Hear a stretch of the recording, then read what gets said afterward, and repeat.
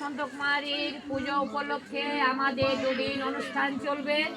আমাদের শনিবার হচ্ছে মঙ্গল ঘট আনা মায়ের পুজো, তারপর আমাদের নরনারায়ণ সেবা হবে, তারপর আমাদের একটা কীর্তন শুরু হবে আগামী শনিবার ঠিক 6টার মধ্যে কীর্তন শুরু হয়ে যাবে।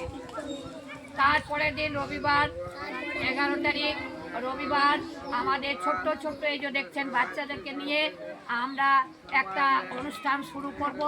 তাই সবার আপনাদের ভালোবাসা কাম্য করি, আর আপনারা এই ছেলেদেরকে আশীর্বাদ করবেন। আমি এত সময়ের মাঝেও আমি ছেলেদেরকে একটু আনন্দ দিতে চাই। বলো, তোমরা কিছু বলো দিদিমণি আমার ব্যাপারে, বলো দিদিমণি আসছে, বলো বলো বল দিদিমণি আমার